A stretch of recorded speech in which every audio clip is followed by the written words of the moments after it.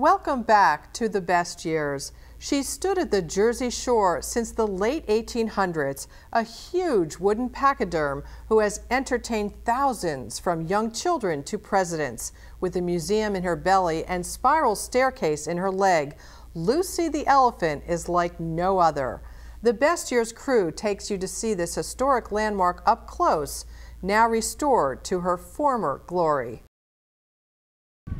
Before there were casinos, luxury hotels, and condominiums dotting this Atlantic County resort, Margate was gaining attention of entrepreneurs who wanted to buy sections of this beautiful seaside town to attract tourists. It was in the late 1800s that Lucy the elephant was born, and her alluring personality has been delighting tourists ever since.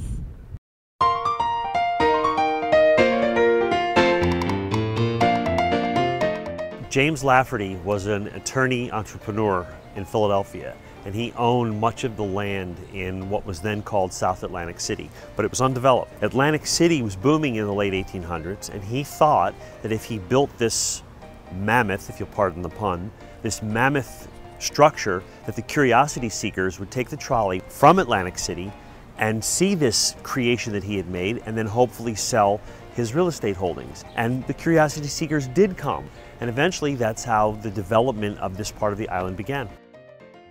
Lucy is important to the area and beyond. Lucy is the oldest surviving example of zoomorphic architecture on Earth, and that term means buildings in the shape of animals. She's also the oldest roadside attraction in the United States, and she's unique. I mean, there are many museums, there are many parks and statues, but there's only one structure even close, just her, that's it. So it's her folly and the fun aspect of it that make her so popular and important. While Lucy the elephant is an amazing sight to see outside, there's so much more to do inside. Like viewing the Atlantic Ocean through one of her eyeballs, or taking a look through her rear window, also known as the pain in her butt. When a visitor comes to Lucy, they start by an orientation from the tour guide, and then they enter through her left rear leg, where they'll see the original ticket booth where tours were sold for 10 cents back in the early 1900s. They climb her left rear stair tower into her belly, where we have artifacts and photographs of her life and her restoration. We show a short 9-minute video, which includes footage of her actually moving from her old site to here. And then we take them up into her head. They look out of Lucy's eyes and see what Lucy sees. Then they go up on the top on the riding carriage and then come down. The whole tour takes about 20 minutes. The idea of the 65-foot pachyderm gracing this resort town became so popular that Lucy attracted visitors from near and far. Well, we know that Herbert Hoover was here. We know that John Jacob Astor was here. Historically, that's the only two people that we have documentation on. We also know that in more recent years, Bob Vila was here, and Mr. Rogers was here, and many celebrities throughout the year have come to visit Lucy. But we feel that everyone that comes here is a celebrity, because everyone becomes part of Lucy's history. Lucy's long history wasn't always so glamorous. She survived hurricanes, ocean floods, and a fire.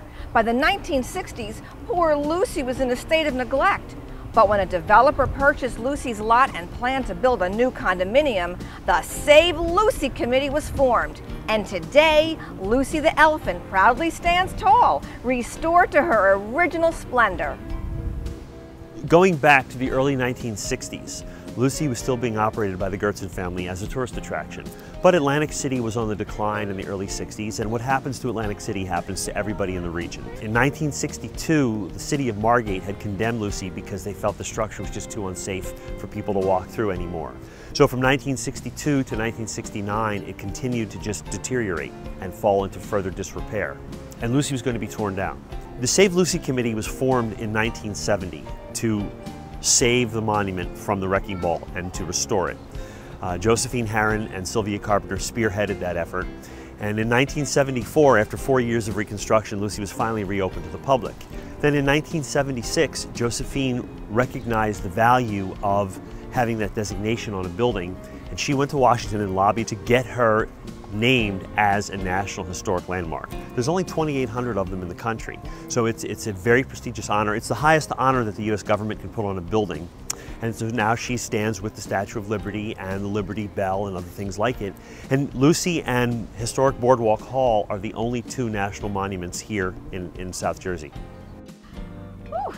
All this shopping and touring has made me hungry. Fortunately, the Lucy Beach Grill and the Bella Luna restaurant are right next door. Let's go. We operate Lucy's Beach Grill during the day, which is a full-service snack bar. And at night, we transform it into what's called Lucy's Bella Luna, which is an alfresco dining experience unlike any other on the coast here. All outdoor seating, everything is geared to be about Lucy, and it's receiving great reviews from the critics. Lucy the Elephant is open 7 days a week, April through December. The Bella Luna restaurant and Lucy Grill is open from Memorial Day through Labor Day. If you'd like more information on Lucy, including admission fees, just visit her website at lucytheelephant.org. Reporting from Margate, I'm Roseanne Durso. And I'm Ralph Bertini.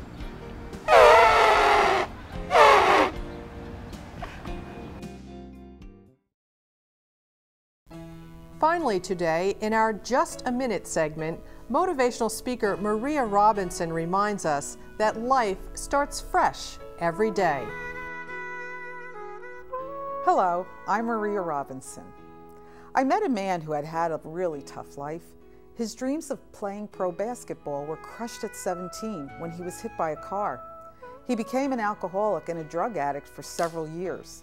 And after rehabilitation, he started a business and made a small fortune. But he wasn't happy. He decided that what he really wanted was to work with children. So when he was 38 years old, he sold everything he owned and went to college to become a teacher. He still loved basketball, and taking the advice of a professor, he tried out for the team. With a brace on his leg, he trained hard. He was competing with 18 and 19-year-old students, but he made the team. Reporters from newspapers and television interviewed him because he was the oldest college basketball player in the country. When I spoke to him, I asked him what he feels is the essence of all he had learned. And he answered, "There were so many times in my life I thought my life was over, but I have learned that every day you get another chance. Life starts every day." That's our show for today. Thanks for joining us. For everyone here at The Best Years, remember to make this year your best year. I'm Sandy Levine. We want to hear from you. Send us your comments and show ideas. Call the Best Years hotline at 732-255-0445 or email thebestyears@ocean.edu. Be sure to include your name and daytime phone number. Visit us on the web at ocean.edu/best.htm.